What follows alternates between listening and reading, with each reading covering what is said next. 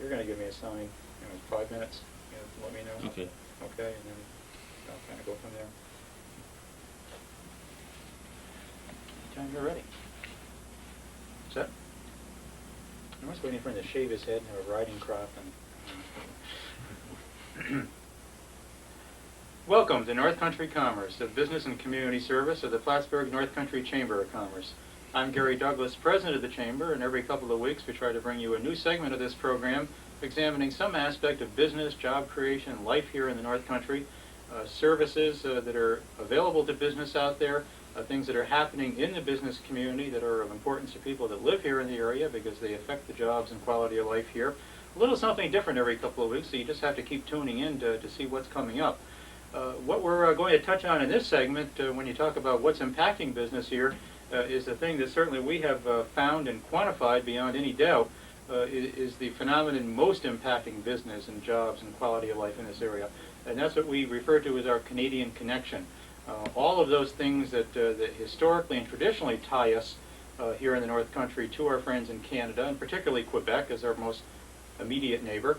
But now increasingly economically, those ties that go beyond kind of social and historical that are pulling us together. We have two very well-qualified guests with us, two are really the leaders and experts in the Canadian connection with us for this segment. Dr. Richard Beach from SUNY Plattsburgh Center for the Study of Canada. Welcome, Richard. Thank you, Gary. And Matthew Boyer, who's with Cross-Border Development Corporation in Champlain. Thanks, Gary.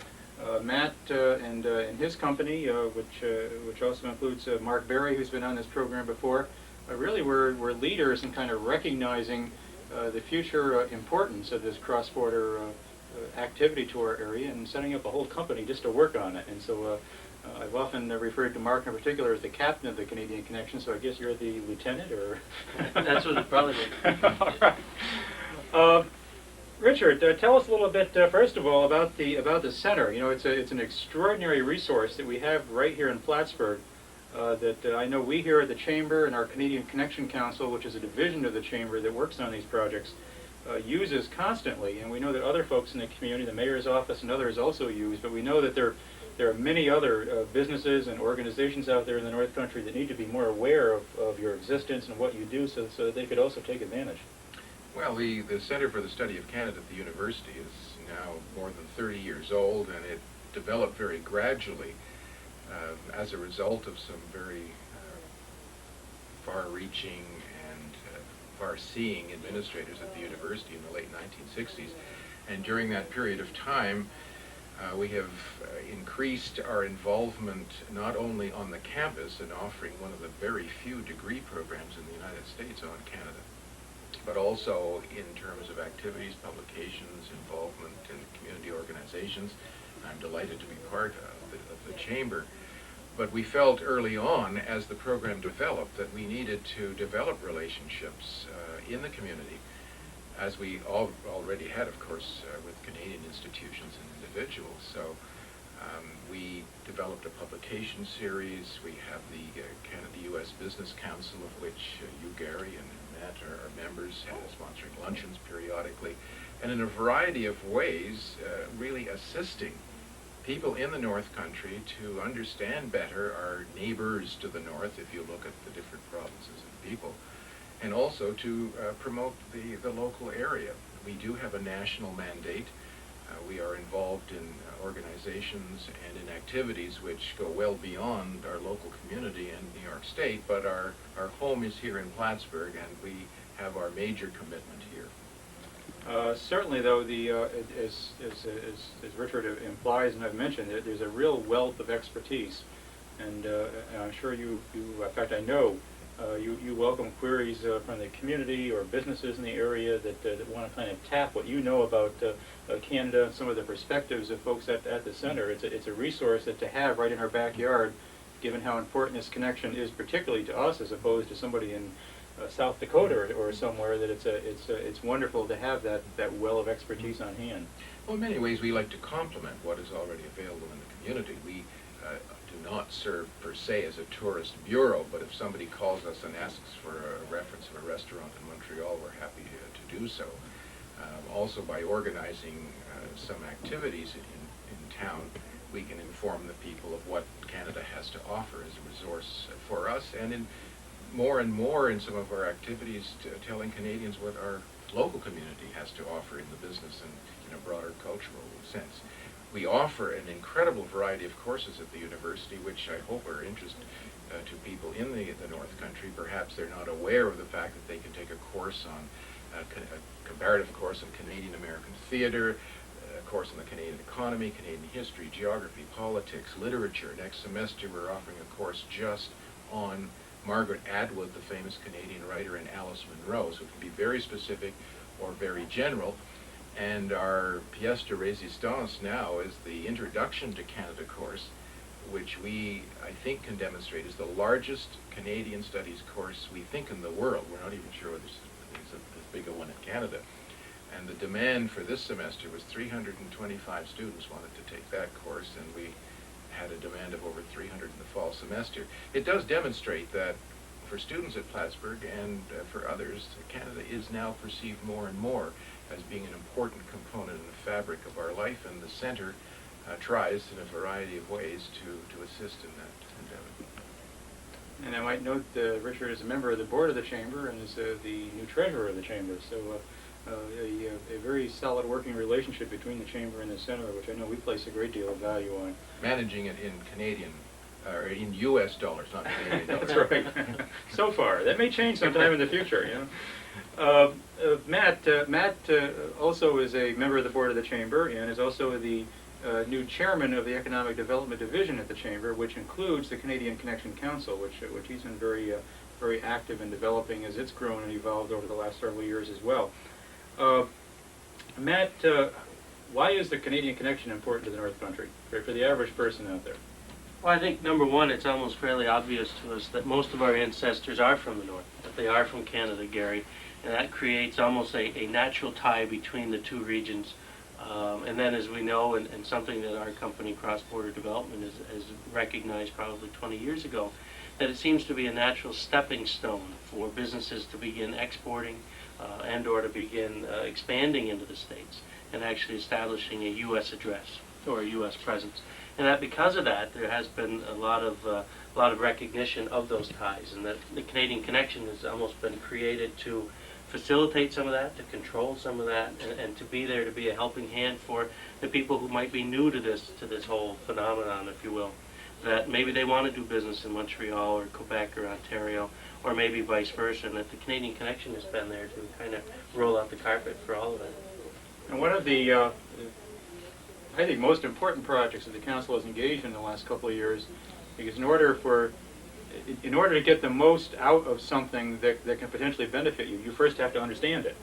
And if you can't even put numbers on it, then you don't understand it sufficiently to really know what the right things are, the right directions that you want to take might be to try to make it bigger and better for an area. The Council realized a couple of years ago that our economic interaction with Canada, and particularly Quebec, we knew it was growing. We just had to look around the community and see more Canadian companies in the area all the time. In spite of retail and tourism, we know has been down because of the exchange rate, and we'll touch on that a bit later. But that we knew that in many other ways that it certainly seemed to be growing, and we knew that we were buying Canadian natural gas and just a lot of things happening. And we knew it was big, and I think many of us sensed that it had already become the single biggest force in the North Country economy, but we couldn't quantify it. And that was kind of scary, because when you know something is the biggest single thing affecting you, but you can't even put numbers on it, that's scary. The one thing you don't want in business is not to have information, is to be just kind of flopping around in the unknown, thinking you know, but not being able to put numbers on it. So the Council went out with assistance from the State of New York and Senator Stafford and the Empire State Development Corporation, and obtained a grant 2 years ago to put numbers on it. And we weren't just talking retail and tourism, which most people think. They think Canadians, they think, oh, the impact, talk business, retail and tourism. That's an important part of it. But turns out it's a small piece of the total picture. We went out, we wanted to quantify industrial payroll and investment here, real estate ownership, taxes, professional services, banking, broadcasting, what else am I missing? Energy. Education. Education. Every element here in the North Country of life and business where we suspected there was a significant impact by Canada, we wanted to get at it and quantify it. and then come up with a comprehensive picture of what that impact was as a baseline. And many of you may have seen this report. In fact, copies are still available at the Chamber, which for calendar year 1994 established for the first time that impact was $784 million. Knocked a lot of socks off when we came out with that number. People said, wow, we knew it was big, we didn't know it was that big. That would have been fine and dandy if we had left it at that, but it wouldn't have been enough, because if you don't then figure out how it's growing, how it's changing, we know within a couple of years we would know that, geez, we still have this number, but we don't know, is it bigger, how much bigger, and so on. So what the council committed to was that every 2 years it would go out and replicate it. It would do the study again, find out how the numbers have changed. And we just recently came out with the first update looking at 1996 in comparison with 94. Now remember, 94, $784 million total, just on Clinton County, I might add. I mean, you can add on to that companies and things in Essex County and other areas viewing this program, and the numbers would be even bigger. But just looking at Clinton County, $784 million in 1994. We came out with a new report. This is also available for anybody out there that would like to call for a copy. 563-1000 here at the Chamber. We'll be happy to send it to you. In fact, we want folks out there to see these numbers and learn more about this. And the new number is $1.27 billion per year. I think one of the things that is remarkable, Gary, about these new figures is there tends to be a mood in our community that somehow Canadians aren't shopping anymore, the involvement is down. These figures demonstrate that that certainly is not the case, that there has been a significant increase in a number of sectors of Canadians connecting with our community. Absolutely. Let me cite just a couple of examples in here that are of particular interest. Employment in Clinton County by Canadian and Canadian-connected companies now represents almost 10% of the employment base in this county, directly. Not talking about the indirect jobs that also then are created by the purchases and so on of those companies, but directly working for Canadian-connected companies. Almost 3,000 individuals in 1996, and we know that's grown since then. We know in 1997, you know, there have been some employment added to that that'll show up next time. That payroll in 1996 exceeded $77.5 million in payroll activity to people in Clinton County going out through the North Country. Export sales is real interest. It shows how that connection really works in some remarkable kinds of ways for us. Our location next to the Port of Montreal and all of the facilities and so on that tie us to the world really through Montreal really make us able to host companies here and for those companies to grow here even if they're not Canadian based. Companies like Schoenbeck comes to mind, for example, because they're able to access the world markets because we're just 40 minutes from those ports up there.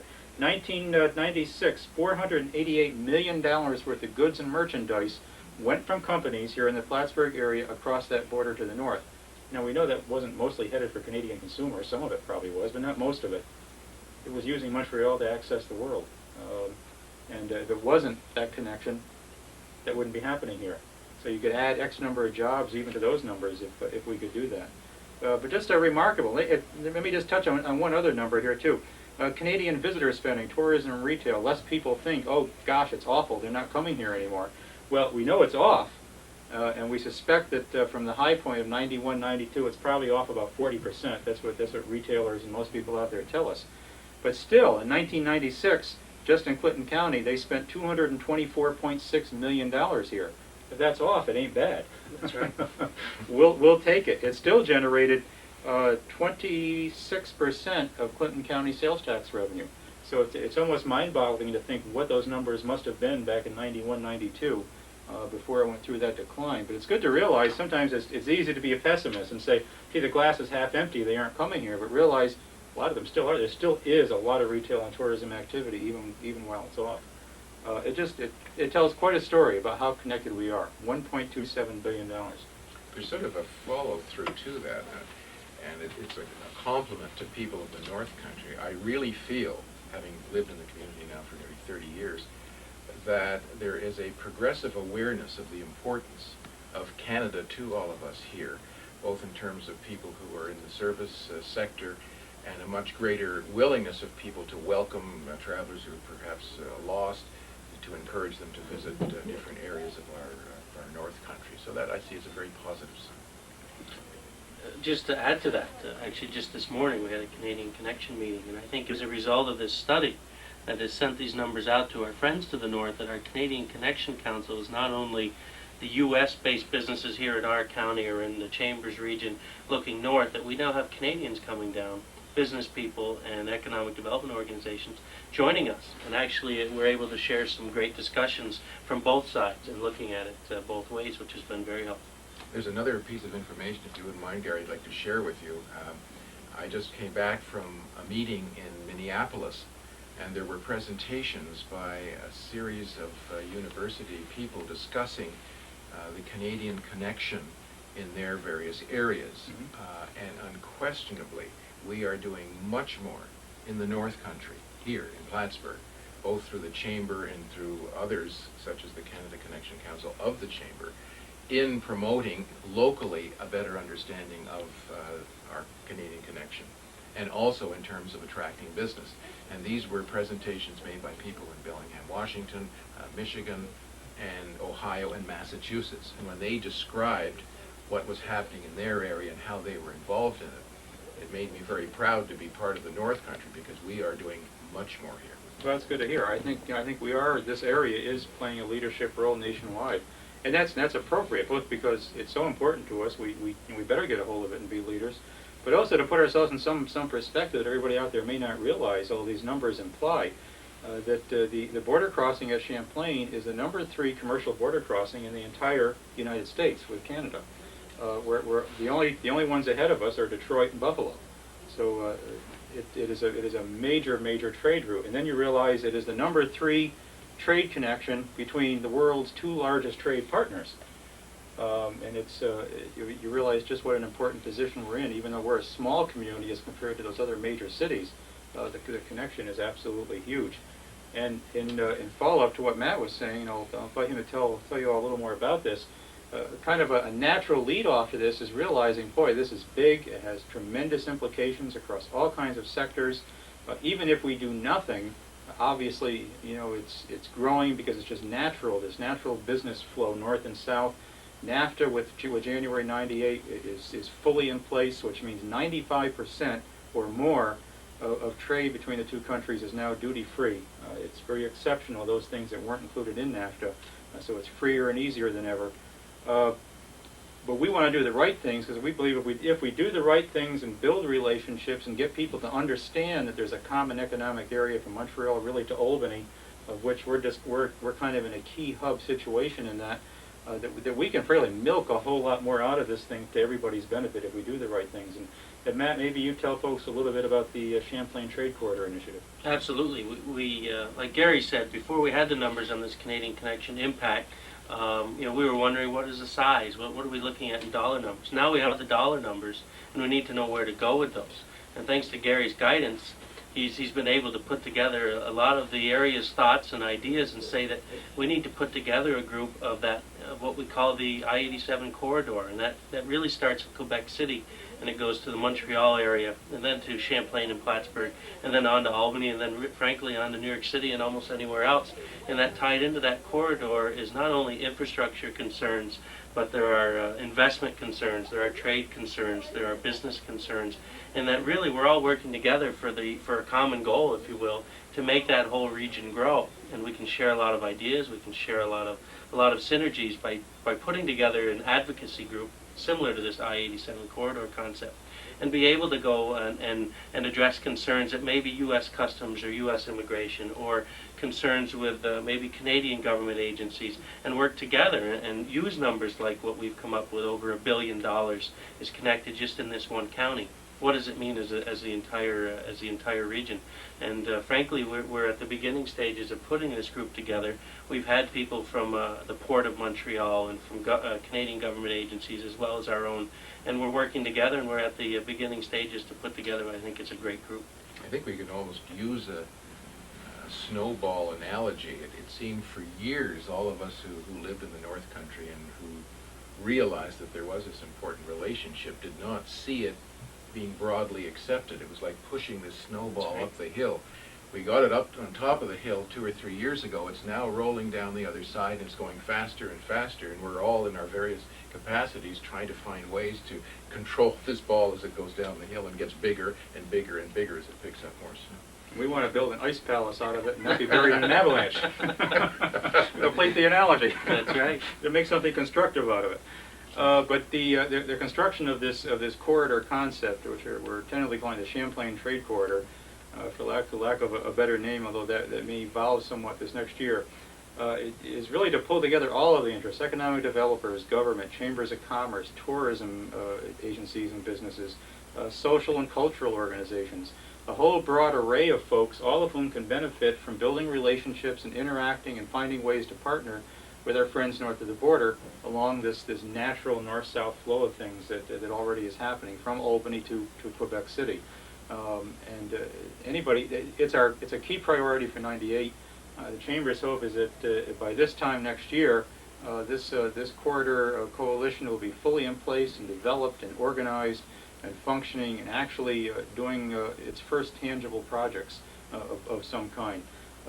I think strategically it's the most important thing the Chamber is working on for the entire North Country region, because as the numbers indicate, it has such astounding implications already, and for the future, you know, at the growth rates that we're talking about, it's mind-boggling to think what those possibilities are. Any organization or business out there in the viewing area that's watching this program that wants to know more about that, or thinks you might have an interest in being part of that coalition, you know, again, give us a call at the Chamber. We're looking to be very inclusive in this. In fact, it's critical that it be inclusive of anybody that wants to be part of some element of this relationship building across the border as it moves forward. One of the other things that our Canadian Connection Council does to help add to this whole process of building relationships and awareness and promoting cross-border business is a regular series of missions and seminars that we do. The name of it is Conquer the U.S. in One Day.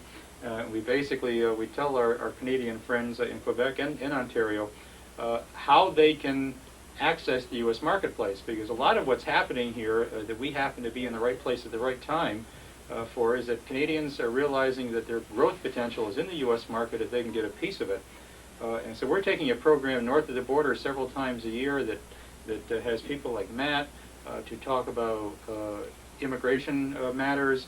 We have an attorney, a customs broker, an accountant, a marketing professional, somebody from the State Labor Department, the Chamber itself, of course, and others, all in one room at one time to answer their questions, tell them how to do business here. And obviously the not so subtle indication there underneath that is when and if you decide you're actually going to do business, whether it's exporting or actually setting up a company here, obviously the Plattsburgh North Country area is where you're going to want to do it, because gosh, look, you know, the expertise and the partners are all there. They already know how to work with you, and so it helps to build those relationships. And we're going to go out in '98 and do several more of those. That's right. That's right. I think we're looking at Ottawa again. Ottawa we did in the fall of this year, and it went very, very well. We're looking at the Quebec area again. And frankly, I think we're doing something that no other regions have done as successfully. Number one, you see a lot of states doing this, but you don't see too many chambers heading up such tasks. And additionally, because groups like ours can look somewhat like pirates going to Canada, what we emphasize is that we're mainly an area for expansion of your already successful Canadian company. And then we also try to tie together and do a sister city idea, where that we can offer that Canadian area the same thing down here and vice versa. So I think we're doing that successfully, and we'll continue to do that. In the last couple of minutes that we got, I'm going to touch back on one more subject that I know is near and dear to folks' hearts here, and touch on Richard's expertise for kind of a quick opinion in your crystal ball. What's going to happen with the exchange rate, and when or if is it ever going to come down to our benefit? I was looking at your notes and saying, gee, I hope he doesn't ask that. The usual answer is it's impossible to predict. I think one of the things that has disappointed a lot of us in the North Country is the recent decline of the Canadian dollar, which of course discourages people from coming to shop here. And one of the main reasons is the great success of our economy. The Canadian dollar versus other currencies around the world has been strengthening. It's just our dollar. If we weren't so successful, the Canadian dollar wouldn't be quite so weak. I can't imagine it going any lower than it is now, unless there's a political earthquake in Canada. I do feel that in the next 2 or 3 years, it won't be short term, that there will be an increase. It's quite possible to increase into the 75 and the 80 cent, which I've always felt has been a sort of a psychological barrier and just not a financial barrier. But in the short term, I don't see much change happening in the relationship. Mm-hmm. So in terms of our tourism and retail friends out there, and this is pretty much the message we've been giving, we can't afford in the near term at least to wait around for the golden days to return because suddenly it's cheap to come here and do things anymore. We have to make it attractive.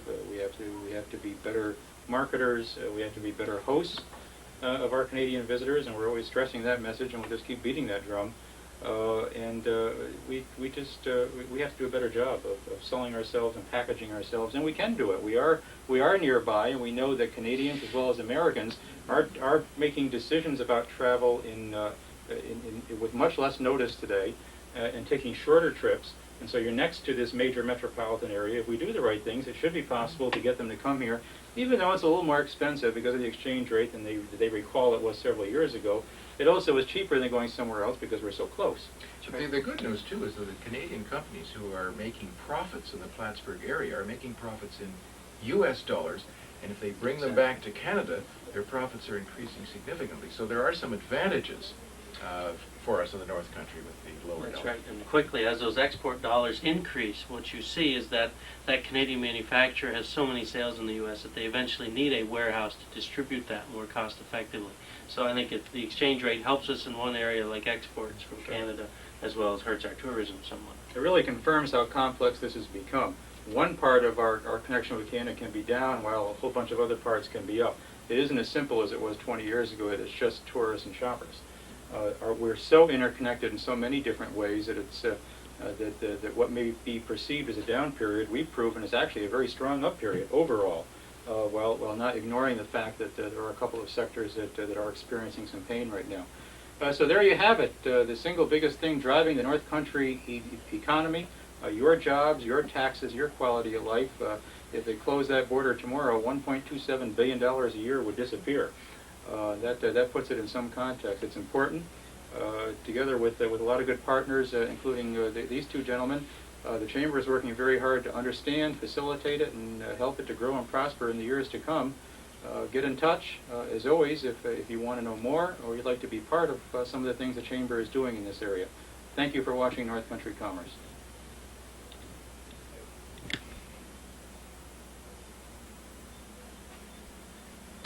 Welcome to North Country Commerce, a business and community service of the Plattsburgh North Country Chamber of Commerce. I'm Gary Douglas, president of the Chamber, and as hopefully you know, because I'm sure you're all loyal viewers, every couple of weeks we try to bring you a new segment of this program, looking at different kinds of topics, but usually something related to business, services that are available to business here in the North Country, things that are happening that have implications for business, like the Canadian connection, which was the subject of our last segment. This time, I guess, it kind of crosses all of the usual purposes of this show because we're going to tell you about the Chamber of Commerce itself. Since we own this show, we can do whatever we want. We're going to take a half hour and give you a look at this point in the new year as to what the Chamber is up to and what we're planning to do, what our priorities, projects, goals, and commitments are for 1998, this new year. And happy to have with us two of the leaders of the Chamber as we work through this new year and also look forward to 1999 coming up sooner than we wish right behind it. Margot Zeglis from Evergreen Valley Home Services, who's Vice Chairman of the Chamber this year. Welcome, Margot. Thank you very much. It's very nice to be here today. And Don Dooley of Donald Dooley and Associates, Realtors here in the Plattsburgh area. Don is Chairman of the Chamber this year. Good morning, Gary. Good to see you. Always Welcome. A pleasure to be here. Let me ask each of you, as officers of the Chamber this year, and the main leaders and my bosses. So be nice. Don't any nasty letters after this show. You'll love this segment, believe me. But as we look forward to this year, let me ask each one of you, kind of starting with Don as chairman, what kind of theme you would state as kind of maybe highlighting what you would like to see the Chamber doing this year, or what's most important this year? Well, I'm nervous and excited about the year. I'm energized because of the results of our board retreat that took place. It was a nice opportunity for the directors of the Chamber of Commerce to get together. We spent a day talking about the things that we think we're doing a good job on. We patted ourselves on the back, and we look forward to a new year. And I think communicating with our future is the theme that I see is taking place next year, and coming up with ideas that'll make Plattsburgh a better place and a more prosperous place. And I guess the bottom line is jobs and feeling good about our community. And I think that's the theme that I'm looking forward to. And Margot, for the next couple of years, you'll be coming right along behind. Well, I will echo your support of the Chamber retreat this year. I think we all looked forward to a vision for the North Country that is very positive. There was a very strong note of optimism, and the people that were gathered there together really did some strong brainstorming of all the possibilities that the future of the North Country has in its possibilities for the future. It's a strong group of people. We do care about jobs here. Industry and small business are very important to us, and there's a strong commitment to membership and to working with our neighbors to the north as well as our neighbors to the south. We actually have, I believe, and the Chamber certainly has come around fully, I think strongly to the conclusion. We have a lot to be optimistic about in this area in terms of jobs, the economy, the quality of life here, don't we? We're poised for great things, I think, if we do the right things. Right. It starts out with the fact that we have a naturally beautiful place to live and work, and I think that's one of the strengths that are going to attract businesses to our area, is that this is a safe, clean place that offers a lot of diverse activities for families. And that's going to be one of the strong points for us in this coming years. And one of the things that helps the Chamber do a lot of the things that we talk about in this program a lot that you hear that we're involved in, that makes that possible has been the growth that the Chamber has experienced over the last 3 or 4 years, because you have more people coming to help with the task and more resources being pooled in behind the Chamber. You know, we're able to have a director of small business services and a full-time visitors and convention bureau, and to do a lot of the things that we're talking about. And we have gone through a remarkable period of growth, haven't we? Unbelievably so, and I think we need to contribute that to your leadership and to the wonderful staff that we have here at the Chamber. It's an energetic group of people who don't believe in the word can't, and we say that a lot of that growth is due to all of you, and we appreciate that. It's nice to work with that team. Well, it's a great team all the way around. I mean, when you can get the board of directors of an organization, I've been in some organizations, not in this area, but downstate, that have tried to have retreats in the past and just couldn't even get them off the ground because they couldn't get enough people that could make that commitment to go out of town for a couple of days and do that. And usually, I say that a bit facetiously, because I don't usually think, even though they're very busy people, there's no busier people in the world than the people that are on the Chamber board. And usually when people say they can't make the time, it means it's not important enough to them to make the time. That's exactly really right. what people usually are saying when they say, I don't have the time. The real message is, it's not important enough for me to make the time. If it's important enough, we all tend to make time for things. And it's a tribute to the board and volunteer leaders of this organization. They make the time. They take a day and a half. They go out of town because they're that committed to the things the Chamber is doing. So it's a great team all the way around. It is. And I have to echo what Margot said. I think that the launching point for this coming year is the strong team of people that you have working here at the Chamber of Commerce. They get a lot of work done in a day's work, and I think that's a real testament to the quality of the workforce here that we have in the community. These are all local folks, and they've got a good mission, and they've got a good idea of what they want to accomplish, and they come to work and they do more than a day's work. Mm-hmm. And that's the mission that we can spread to other people about the quality of the employees that are available in the North Country. I know Margot has been very involved in several aspects of the Chamber. I think more than any other single individual. You're kind of in all the divisions and committees all over the place over the last couple of years, and just a prime example of that. If you want something done, find a busy person, and somehow they'll see it's important, and they'll make time to do even more in spite of how busy they are. Because those of you in the Plattsburgh area know you can hardly go to a meeting or board or forum or anything in this area that you don't find Margot usually sitting there at the table as part of it. Yet when it comes to the Chamber, she's not just there on the board, not just serving in an office, but she's been involved in our Small Business Division, and our Canadian Connection Council, and our NFP network, which is another facet of the chamber that's out there, and just kind of turns up everywhere, membership efforts and so on. Talk to folks a little bit about maybe how we plan to kind of keep moving forward in small business services, and then also a little bit about the NFP network, because we've never touched on that on this program, and I'd like folks to know more about that. Well, the NFP network is the not-for-profit network, and the Chamber has always been very committed to all small businesses in helping them with some of the skills that a small business can't afford to have on staff. And our commitment to not-for-profits has joined all of these small businesses together in a common network where we can share concerns about growth of not-for-profits in our communities and our service commitment, and help us to address problems. And the business members of the community also have come together to help us with benefit plans and programs on how to structure staffing and work with boards of directors. Certainly the leaders of the community are the people who serve on the boards of these not-for-profit organizations. And this gives us a wonderful opportunity to help share and strengthen our business plans in the not-for-profit sector. Again, they mix very well with the small business community because the Chamber has always been committed to small businesses. The largest portion of our membership is small businesses, and they are the heart of our community.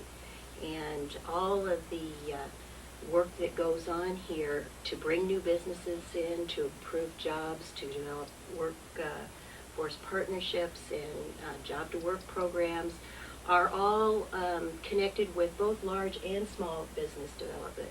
Certainly Sue Matten has a very strong leadership in the small business community. And Gary, you would probably be best able to specifically address all of the different activities that go on for small businesses. The wonderful library that's been developed here, the SCORE program, and again, it's the wonderful community that you speak of that are business people who have stepped forward to help small businesses in development.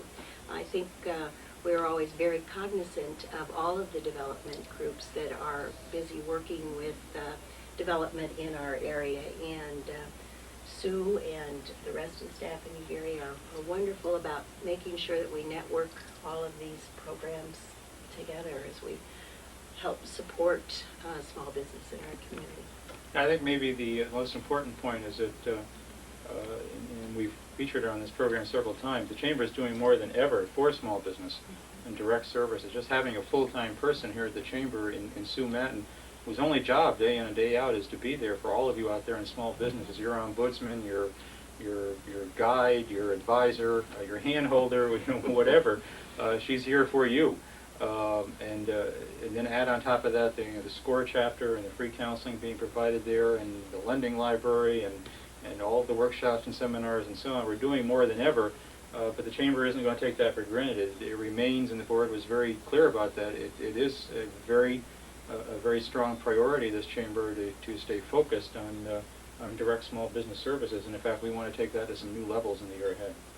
I think that's a good idea, because as a small business person, I'm sensing that I'm spending every day in my office struggling to move forward. I'm thinking about my job, I'm thinking about my competition, but there are issues of compensation, there are issues of benefits, there are issues of fairness, and I don't have any resource to go to get answers about what is the fair thing for me to do in my community, and the Chamber has been able to answer those questions, and I've enjoyed my chats with Sue and has given me some good advice on things that I can do that enable to resolve issues that are on my plate that I want to do the right thing with, and then I can move forward more efficiently and do my job. Mm-hmm.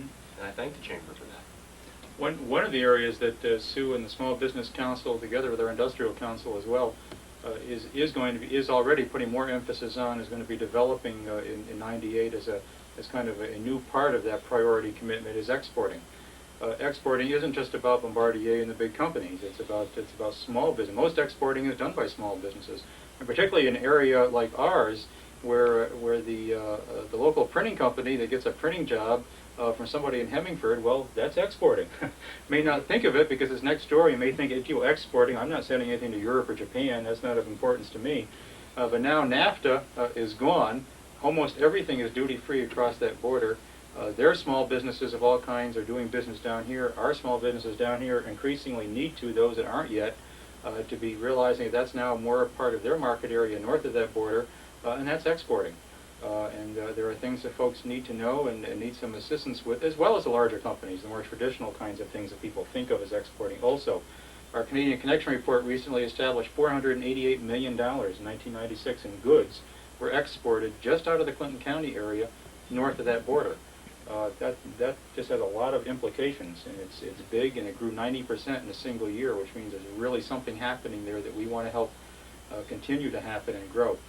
So we're now a World Trade Center. We're affiliated with that program, and we have computer access, we have discounted access to a whole new network of export-related services, both for the large company and, again, for the small business out there that may even just be thinking about, gee, I think I want to start getting my product into the Montreal area. Sue is there, and the Small Business Division are there to help with that more than ever, and folks out there should know that and find out more about it by calling us.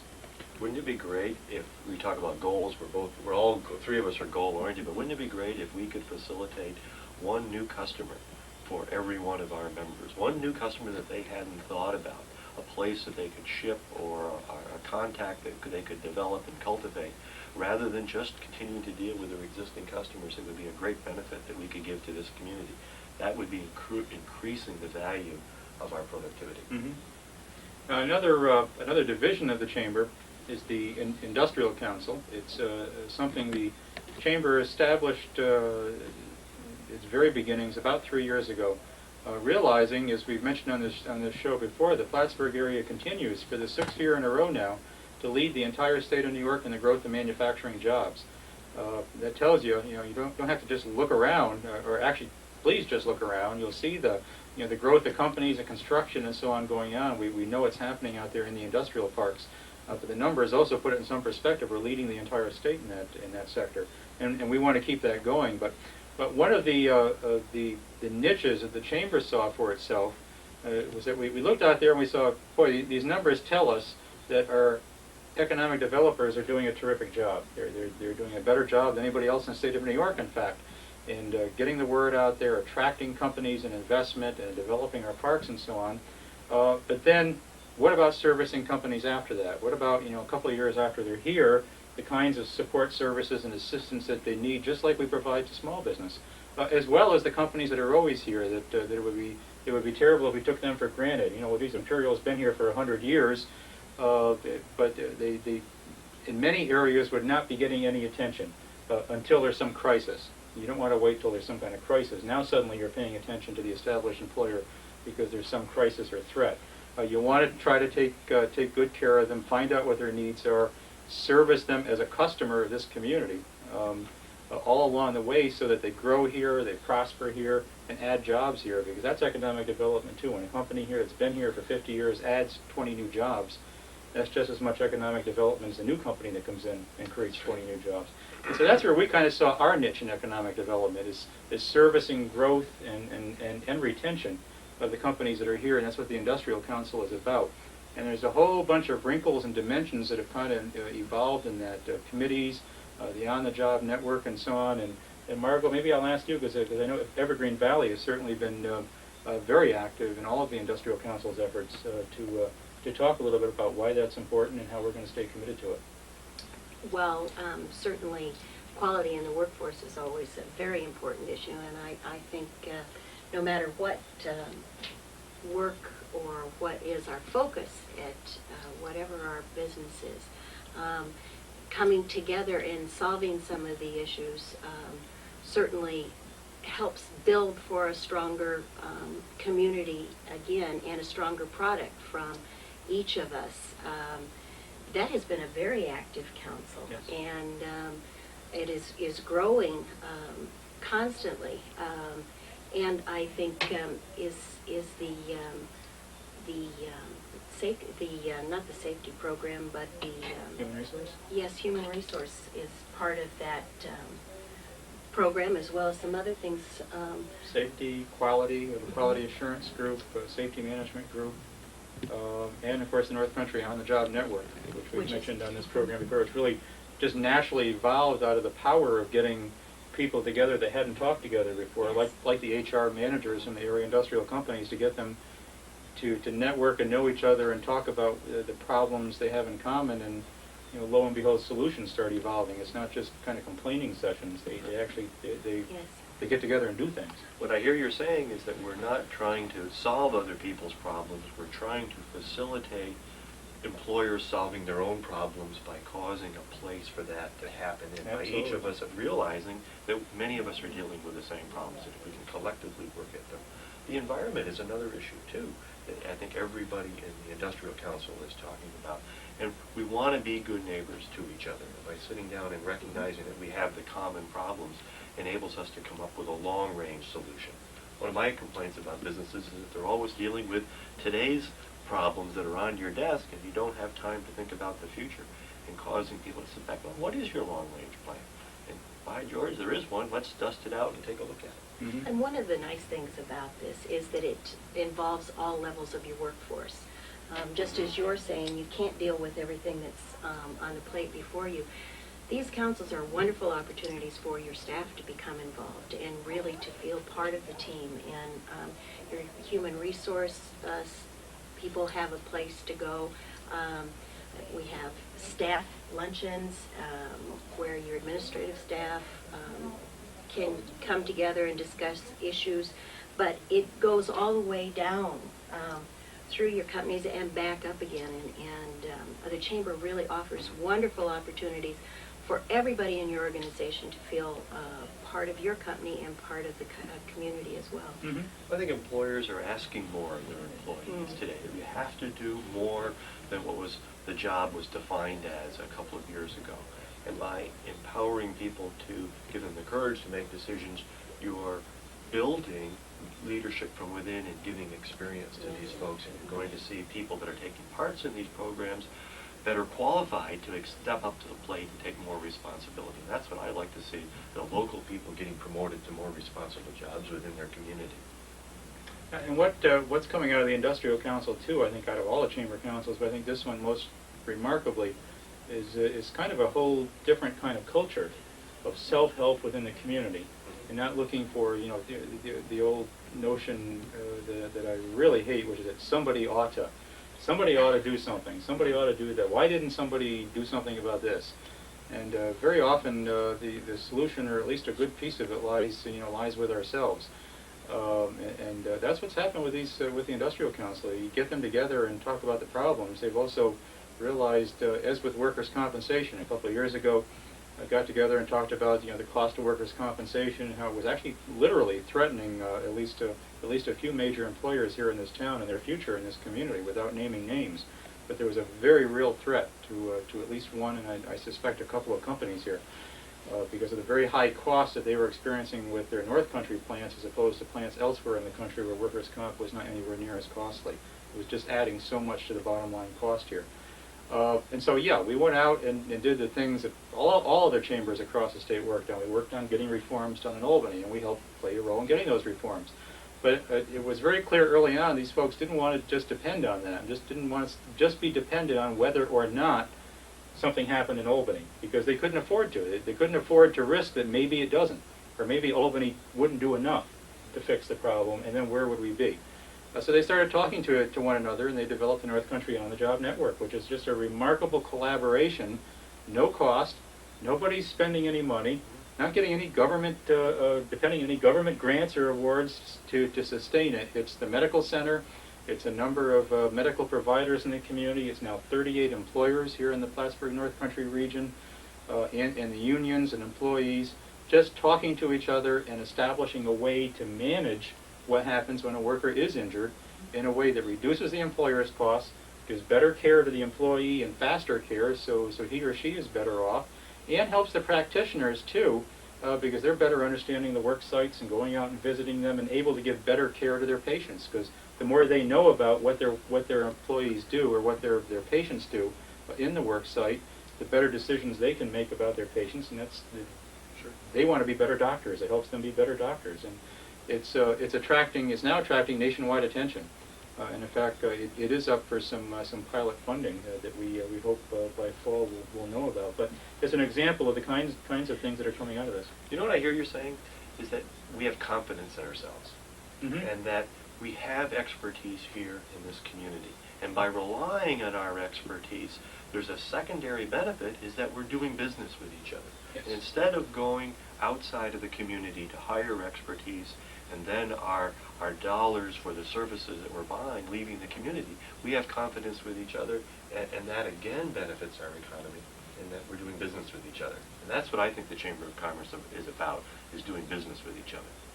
In these final few minutes, let me touch on one other a major effort of the Chamber this year, which I guess on the surface could be thought of as a building project, but it really isn't about a building, it's about service, and I think that needs to be stressed. The Chamber is really grappling with the details at this point, but very committed to the direction of really developing here in our area for lack of a better phrase at this point, a North Country Business Center that, yes, will house the offices of the Chamber, but it's not just about having new offices for the Chamber. It's about having the capacity to take several of our areas, our industrial council, our small business services, our tourism and visitor services, to a whole new level so we can do more for everybody in business here in the North Country. And Don, you're obviously very involved in that effort, and hopefully we hope it's all going to come to pass during your year. Well, it's all my fault, I realize that. We started with the idea of realizing that economically we needed to have more members in our Chamber of Commerce to make it a stronger entity. And as we developed the product and services, it became easier to recruit more members. What's happening, though, is with more membership in our Chamber of Commerce, they're taking advantage of the service that we offered them, and now we are busting at the seams in the space that we have. And it's really lucky that the camera is facing that way, isn't it? As I look around this room and I see the boxes that are stacked in here, it's physical evidence that we're out of space. So to fulfill our job, we're going to need more space to have. And I think a business center is a great idea. There's no place else that this kind of service can be available in the North Country. And we're just going to have to tackle the idea of getting some more space. And I think that the team this year is poised for that. And I think the community is ready to support us in that. And if we can be good shoppers, and I'm confident that we will be, we will have better space and more space before the year is out.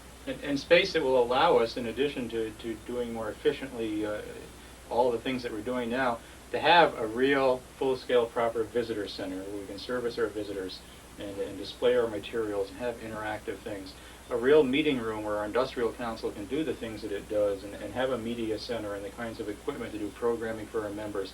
A real full-scale small business resource center that has computer stations that small business people in North Country, for example, could come in and work at to help do business plans. Our SCORE counselors could have a desk and be able to do counseling.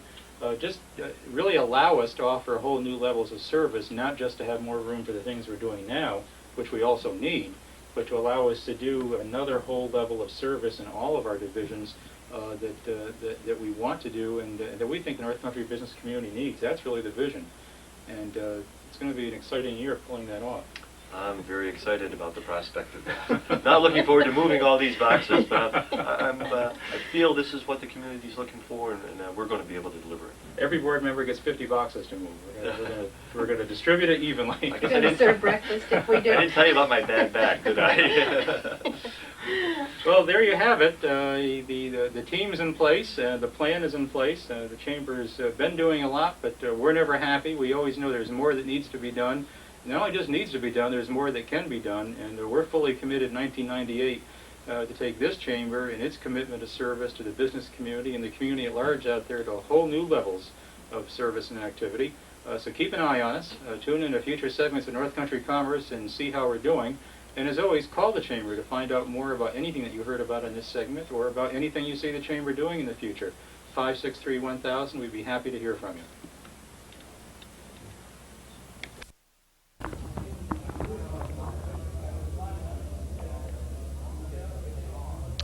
Welcome to North Country Commerce, a business and community service of the Plattsburgh North Country Chamber of Commerce.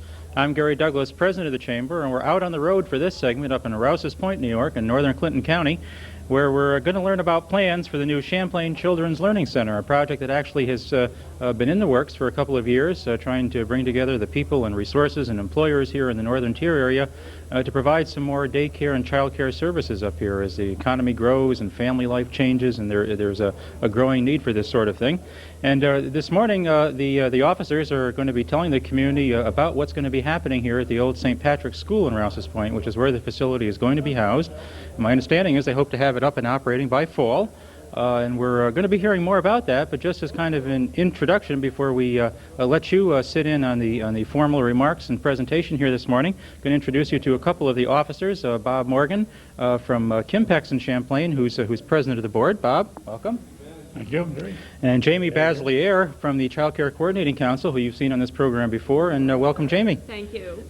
Can you tell us just briefly what's going on and what folks are going to be seeing here this morning? Well, yeah, we've set up each of the classrooms with a few toys and kind of props to give some visuals on what the center, is going to look like come summertime and then for opening in the fall. We're applying for a child care license through the state of New York for 56 children, beginning as young as 6 weeks of age, and we're actually standing in what's going to be the infant room, where 8 babies will spend their days crawling and climbing and sleeping and eating and doing all of the things that babies do. Next door is a toddler room, which will be licensed for 10 toddlers. The coffee and Danish are set up in what's going to be the preschool classroom. There'll be 18 children in there, 3 to 5 years of age. And then the last classroom down the hall is going to be the school age room, where children will come before school, after school, or on days when school's not in session. And children will be 5 to 12 years of age there. And the last room is kind of going to be an open, multi-purpose indoor rumpus room for all of the different age groups to use when we just can't get outdoors. If it's too cold or too rainy or too wet in the playground, we'll have an indoor rumpus room as well. So 56 children, child care center licensed, ongoing programming and curriculum offered to young children, so that we have a very high quality program. The center will be open full time, 6:30 in the morning till 5:30 in the evening, Monday through Friday, year round. We're governed by a board of directors, and we'll be, hiring staff and enrolling children as the summer months move on. Well, that's great. Now, Bob, I noticed certainly from the board, it's almost kind of a who's who of the business community up here in the northern tier. I mean, I see folks here this morning from Wyeth and Kimpex and other companies, World Warehouse. Obviously, this is important to business and employers. Yes, actually 2 years ago, the intent was to get all of the businesses involved here in the North Country in making a decision of whether this particular type of a center was a necessity or not. Hence our board of directors. These people have been working now for 2 years, actually this month, and we've progressed to the point where we do have our state grant of $76,000.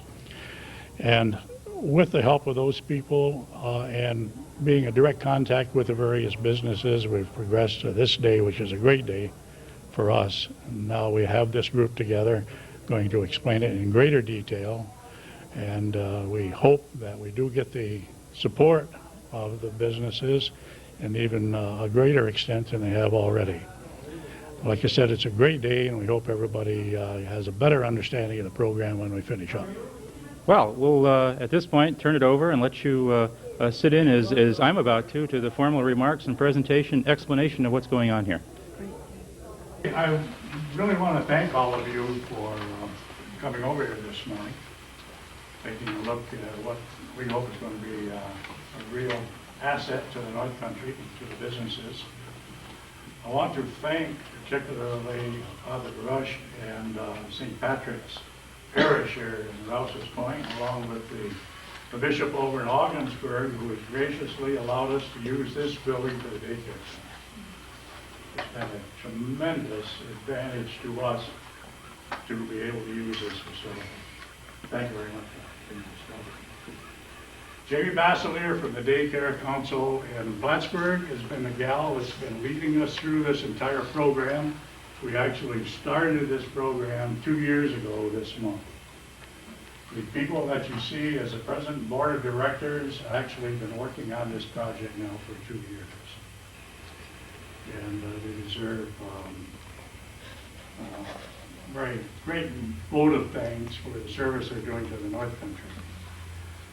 Jamie is going to explain the program rather brief detail and then introduce you to a couple other gentlemen who've got some comments to make here in support of the program. The school actually is not set up at the present time as a daycare center. I think you can probably realize that by looking around. May 1, we will be taking the building over. We'll be going through and making the physical changes, adding the equipment necessary to operate as a daycare center.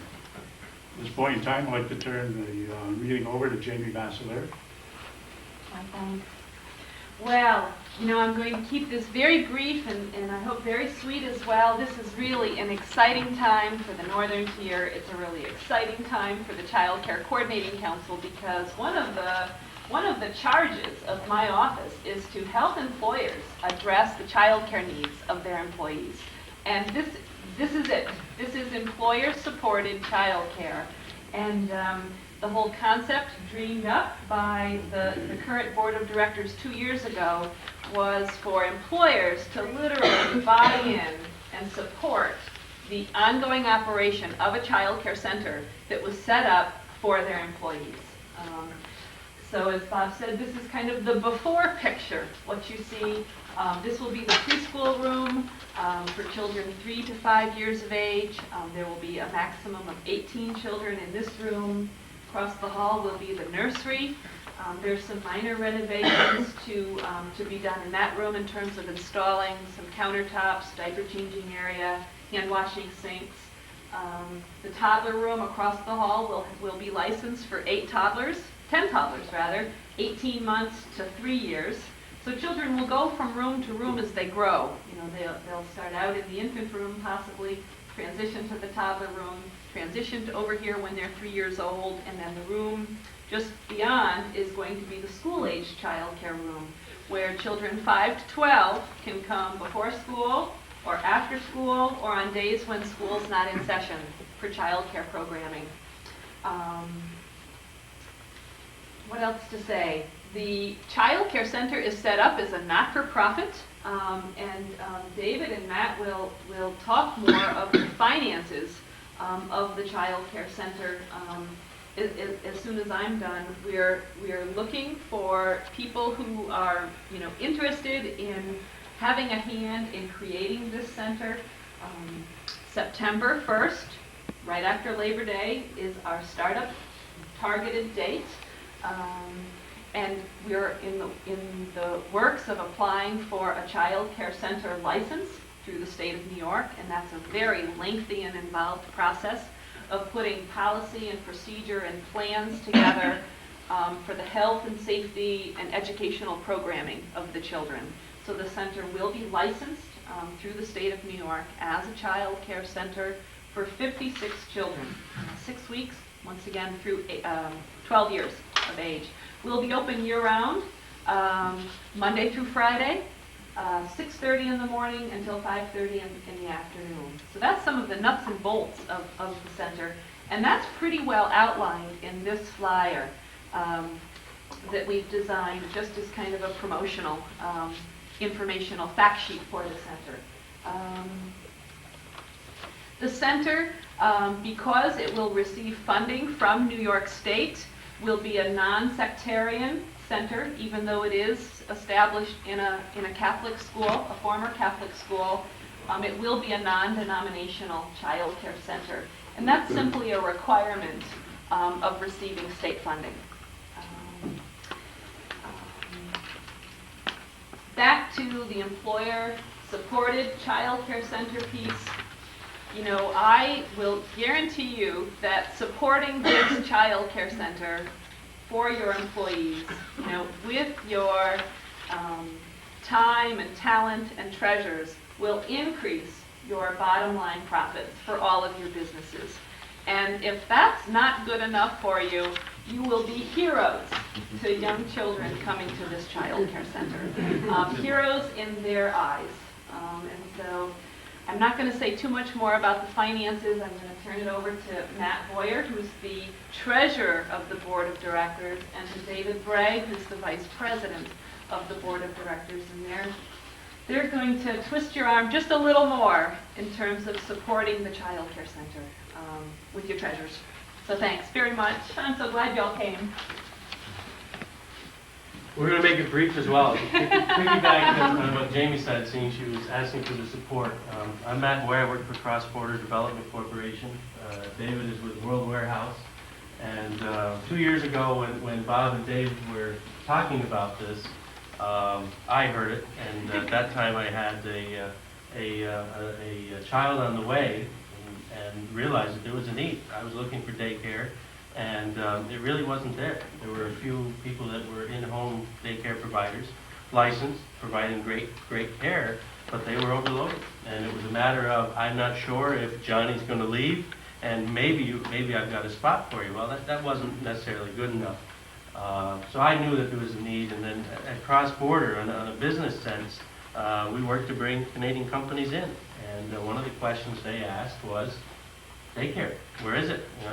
In the homes. And they'd heard of that. There wasn't anything new, but they were surprised that they're coming from Montreal, they're coming from the suburbs, and there are daycare centers where the children are going to be there. They're going to be in a classroom environment. They're going to be learning every day, and they're going to be better prepared for kindergarten. So it's something that we know that the business community is looking for, and that's why we're here. In these packets we have here, and you can grab them on the way out if you don't have them. Just go through the questions, probably the questions that are in your mind. What is it? Jamie explained it better than I ever could.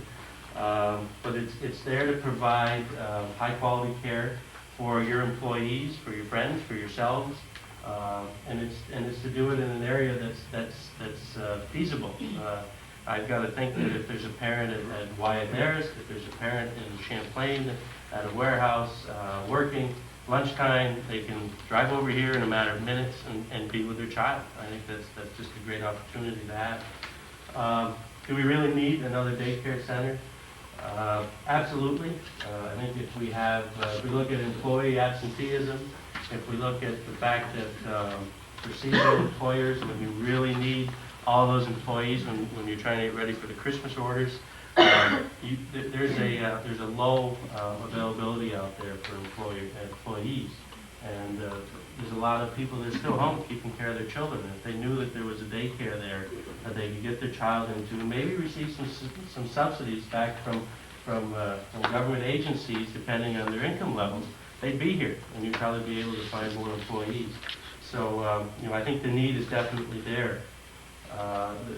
The biggest question is, it's a not-for-profit, but it's got to run like a business. And I think Gary Douglas from our Chamber of Commerce in Plattsburgh, Bill Herzog from the local chamber here can tell you that whether you're not-for-profit or not, it doesn't mean that you don't have to have a break-even budget. And that's really where David and I come in on the finance committee, is how can we make it work? The need's there, but is the money there? And if you look through this sheet, tuition's going to take a large amount of money. It's going to be almost 60% of the funds. But if you get into it a little bit further, we've got a New York grant, a New York State grant, which is a startup grant. And that's for year one, so we've got to be able to fill that gap in year two. And hopefully we can, go to our generous politicians and probably get some line items in there. But, until we know that that's coming, and we can't really depend on those funds, we really need some employer support and some community support. And we're not looking for the employers for 100% by no stretch of the imagination, but I guess we're looking for some professional and some financial support. And we're going to be out there doing some fundraisers, some raffles, probably some silent auctions, some dinner dances, however we can get everybody active, parents and business people alike. And if you look through that, there's a nice pie chart on the next page. It breaks it all up for you. And you know, we're definitely here and we're pleading for some help and some support. If you look, we made some contribution levels there. I won't go through each of them, but each contribution level has some level of recognition. You know, we want to thank you more than just send you a little slip which you can deduct on your taxes. You know, whether you're a charter supporter, there'll be an engraved plaque on our walls here forever. Customize your specifications, list you as an individual or as a company, moving up to a learning room sponsor, and hopefully after this is all over, you can walk around, check all the rooms out. There's little signs up which tells you what they're going to be, and obviously there's some changes that have to be made, but we'll have a plaque over that, and we'll be the sponsor of that room. We'll also install some, we'll also paint in the hallway, put some plaques up there. And then the corporate benefactor. This one is a little bit larger than the rest, but right underneath the name of the daycare would be a sign or a part of that sign which says special thanks to whoever might like to support that, and that'll remain there forever. So it might be a nice way to show some support. So I guess in closing, I'm going to turn it over to David if you've got anything to add, and we hope that you can peek around the rooms, and we're glad you could see the before you see the after. The focus that we really like to do on the daycare is we specifically named it a learning center because it's where we really want to work with the children. We have a lot of people, I know in our business we have a lot of people that come into work and you look at them and you know there's a lot of intelligence in there, but people just haven't been exposed to good education. And we'd like to see if there's maybe through this learning center that we can start to grab a hold of some of those people's children and expose them and get them excited about education so that by the time they enter grade school, they have the basics already in place where they understand their ABCs, they understand a little bit of math and their numbers, maybe a little bit of reading skills, and it's going to be easy to make the transition when they get into school and keep them right through high school until they graduate and they can come back and become good employees for the employers in town. As Matt said, it's an expensive proposition, though. It's going to cost us some money. We're turning over every stone we can to try to find ways to fund it and keep it going and continue to get it to grow. We're working with the Navy through the Seabees to get them to come in and do some work for us on the weekend, work with the playground, do some wiring, some electrical work. We need to get some sinks set up for the kids.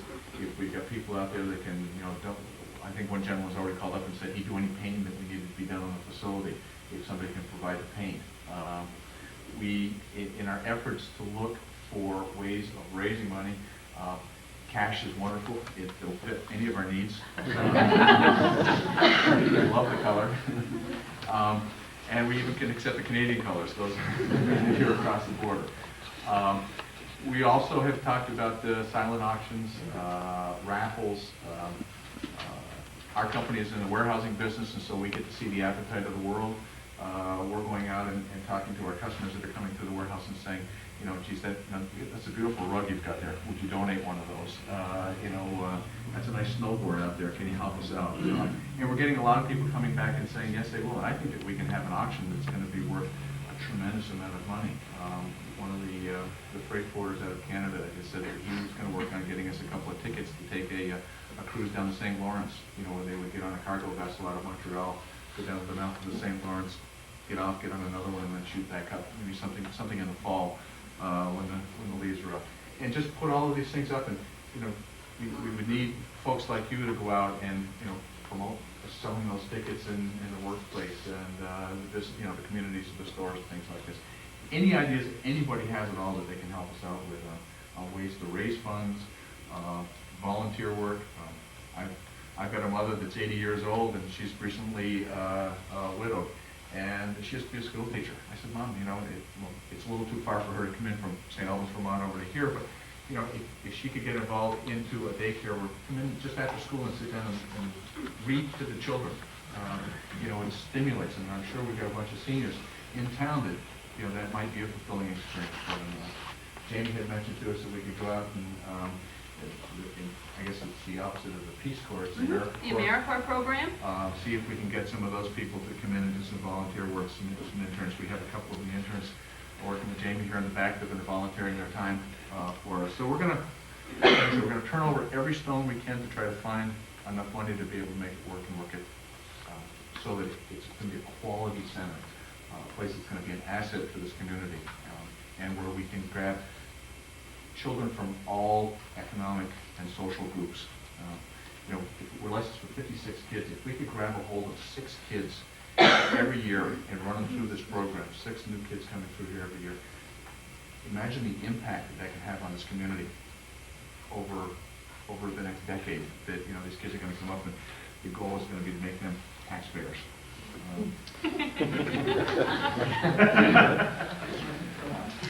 You know, we laugh about that, but you know, my youngest daughter was born with a major handicap, and one of the goals we've had for her all of her life is to give her a good education so that she can be a taxpayer. And you know, she graduated from high school this year. She's going to be able to go on to college.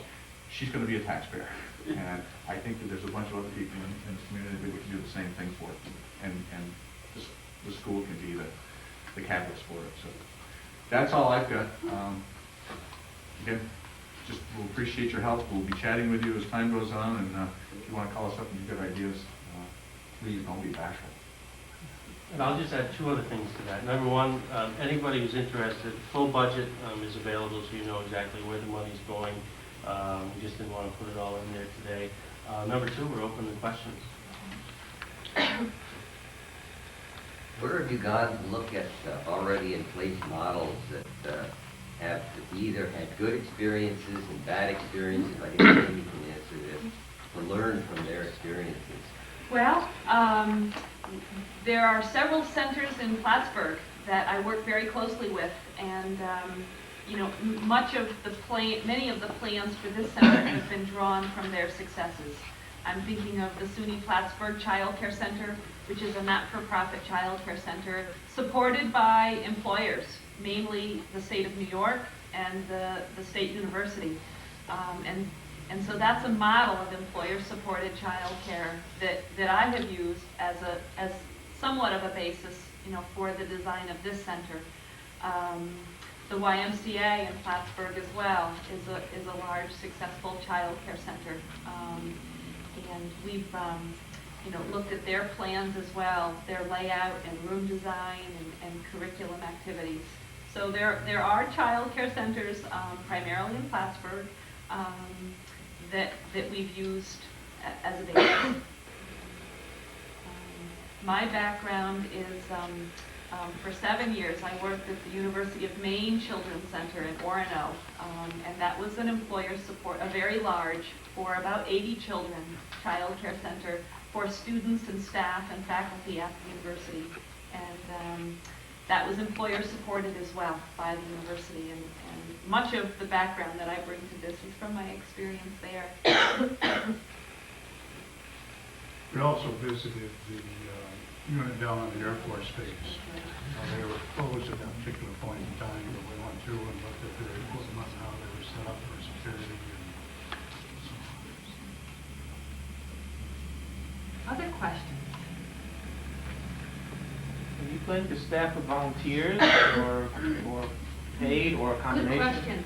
Most of the staff will be paid staff, and we envision hiring, you know, for 56 children at full capacity, 12 to 13 staff. There'll be a director who will be in charge of the day-to-day operation of the child care center, who will be hired.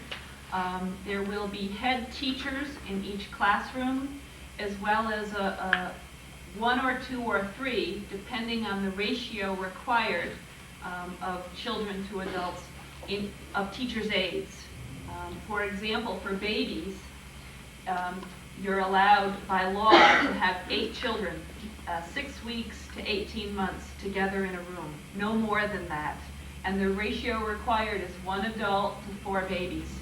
So we would need a minimum of 2 staff in the infant room.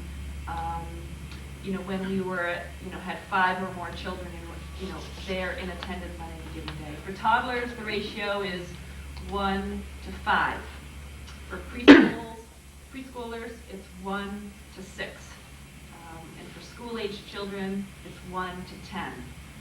So we envision hiring a director, head teachers for each of the 4 classrooms, and then a variety of teachers' aides. Student interns, make, terrific staff people. They generally have a full semester, full-time, to work at a child care center or an early learning program, and their, in-kind staff, as well as the AmeriCorps program. We're working to get an AmeriCorps member staff here through the Clinton County Youth Bureau, and their wages and fringe are paid through the County Youth Bureau, through a federal grant that the county has. And then other volunteers, retired seniors, high school kids who need to do some community service. There's a probation crew who has agreed to do some janitorial work for us when the center is closed and not when there are children here. There would be probationers, running the vacuum and sanitizing toys and doing, any other work that we need. In addition to your daycare from toddler to school age, are you going to have anything for children after school, between after school and the time parents can pick them up? Yeah, one of the classrooms, the room just beyond this room, will be the school-age child care program. And children 5 years up to 12 years can be enrolled. Their parents can enroll them to come for an hour or 2 before school starts, and then for the afternoon. Or will these be walkers? Will they be bused? That's a detail that we haven't worked out yet. If they were walked, they would be supervised by staff people. And I don't think that they would walk independently. But that would be an arrangement that we would need to negotiate with the school. And maybe for some of the outlying schools, busing would be a need. For the school, just down the block, I would envision that children could walk as long as they were supervised. But one of the directions we'd like to go on that too is have a place set up that when kids get out of school, if they don't have a place to go, I think the term is a latchkey. That's right. That the kids would have a place to come and maybe even be able to get people in here to help some of the kids with their homework. When I get out of work at night, my head's not always into going home and doing algebra or doing grammar or something like that my child may come up and ask me to do, and a lot of times I don't know how to do it. So if we had people in here that could help us after school, that could spend an hour or 2 with the kids, just again, it's a learning center. Let's keep the kids going, keep them educated, give them the help, make it a tutor center. So this isn't a preschool type where you would actually bring a kid 1 or 2 days or 3 days a week? It's something that they come full time? Well, the board has not actually decided on, specific enrollments of children. I would envision, though, that most of the children will come full-time. Monday, their parents will purchase a full-time slot, so that that slot will be available to them Monday through Friday for the operating hours of the center. On a limited basis, I would envision that we could enroll children on a part-time basis. For example, there may be children whose parents need childcare just on Mondays, Wednesdays, and Fridays. And if we could find a child to match that child to come on Tuesdays and Thursdays, together those 2 children would fill 1 full-time slot, and we could arrange that.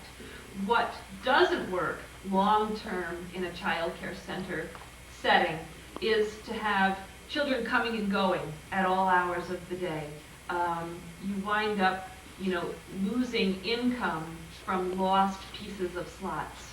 Okay, so we would probably enroll part-time children on a limited basis, certainly being sensitive to families' needs that they may not need it full-time,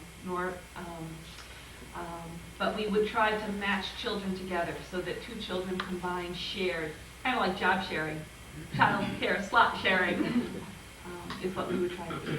And we could do that in any of the classrooms. Have you come up with any rates? The board has not set rates, tuition rates for the child care center yet. The child care assistance reimbursement rates from the county for families working at moderate and low income jobs where they receive some assistance in paying for their child care are set at about the $100 per week level. It's a little bit higher than that for infants. I think it's $114 per week for infants. That's what the county will reimburse the center for children whose families receive child care assistance. I would think we'll set the rate at approximately those levels. So we're about $100 per week tuition. But that's not yet finalized. I don't think it would ever be higher than the market rates, but the county reimburses. Well, that's an excellent question. At this point, we do not have kitchen facilities. Initially, we're thinking that for lunches, we're going to ask parents to brown bag it, initially. And that the center will supply morning breakfast snacks and afternoon snacks. You know, crackers and cheese and fruits and juices and cereals and muffins and those kinds of foods for breakfast and afternoon snacks, so that the center would provide those. We need to explore plans for hot lunches, and long term, that would be my goal, to serve hot lunches to children. Many times, kids who are spending 9 and 10 hours a day in childcare are getting just about all of their nutrition at childcare. So I think it's important to have that as a goal, to eventually serve a hot lunch. And you know, we're open to exploring with the school, with the nursing home, with anybody who's got a licensed kitchen, to cater. There are reimbursements through the child care food program, whereby the center will be reimbursed for meals and snacks it serves. So that's a source of income that could go to a caterer in lieu of for supplying a hot lunch. But that's a detail that's not yet carved in stone yet. That's a really good question. Yeah. In your last statements, Jamie, you used the words explores, plans, and long-term. When this center sees its eventual success and it's full, and there's still a need out there, is the board exploring the possibility of maybe operating satellite learning centers, maybe one in Champlain, maybe one in Moores? Because you foresee that day coming. Yes. It would be great if the whole concept could grow. It'd be wonderful if this is a nice seed to get it going. And This is It's a nice problem to have. yeah. We would explore expanding. There's a little bit of room left here to expand. We're not using every classroom here. The church has asked for the use of several classrooms, maybe long-term, to expand here and in other parts of the northern tier. Absolutely. We need visionaries like you on the board. You should think of joining. All in favor? Do you plan on separating like the play and nap areas? Well, yes, yep. Each baby will have a crib, and that's a requirement. And when we're done here, you can take a look in the infant room. I would think that the cribs would probably be away from the sunny window, and that while there won't be new walls installed creatively with partitions and bookshelves, we can partition the sleeping area. Yep. And then I would envision the rest of the infant room basically open floor, because that's the best place for babies to be, is on the floor, exploring, rolling, crawling, having toys on low shelves, that are accessible to them, so that when they're not sleeping, they're on the floor or in a bouncy seat or moving around, exploring on the floor. Toddlers aren't required to sleep in a crib. So they'll have mats that can be put away in a closet, when nap time's not going on. So their room will be, very open and partitioned with low shelving, and there'll be, an art area for painting. There'll be the block area for building blocks. There'll be the dramatic play area for dress up and housekeeping. There'll be a science exploration area. The rooms will all be set up with interest areas for children to explore throughout the day. And then there'll be special activities going on, special story times, special, collages, walking field trips throughout the village. The school-age kids, I would envision them, getting involved with community projects. Older school-age kids, the last place they want to be is at childcare. So, getting them involved in some community projects, recycling efforts. The sky's really the limit in terms of curriculum and activities. Is there a waiting list? There is not. We are taking names, and on the front page of your packet, you can call my office, the Child Care Coordinating Council, and our phone number is on there for more information about enrolling your child or your children. We have one child on the waiting list, and she's 3 years old, or is soon to be 3. So if anybody is interested in enrolling their child, they would call my office in Plattsburgh, and we have a toll-free number too. And I'll just take some simple details, age, and kind of, the time frame, what kind of care you're looking for in terms of full day, half day, part week, that kind of thing. And over the summer, we will be having several open houses for parents and for the community to come and see the classrooms as they begin to shape up and get furnished and outfitted with supplies and toys. We'll do orientations with families to orient them to the policies and procedures of the Child Care Center. That will be a very important piece. Having two-way communication with parents is essential to the success of this center. So there will be opportunities throughout the summer for families to come see the center and enroll their children. And as summer moves on, we'll be hiring the director and the teachers and the teachers' aides.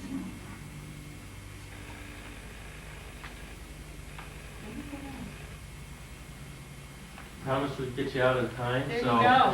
feel free. Oh, sure. Yeah, for holidays, a lot of parents or don't get holidays off, and does the school close on that for holidays? Well, that's something that the board hasn't hammered out and put into place yet.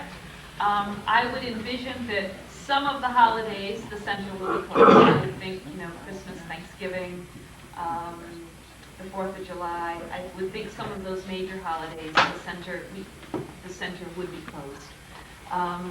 Other holidays that are kind of transitional kinds of holidays, Columbus Day, Veterans Day, Martin Luther King Day, I would envision that on those days the center would probably be open. That's a policy that's not been finalized by the board yet. So we're looking to grow the board also. Yes, we are. So if anybody's interested in helping us. We meet every other Monday. Names are all on there, yes. Here. At 3:30 in the afternoon.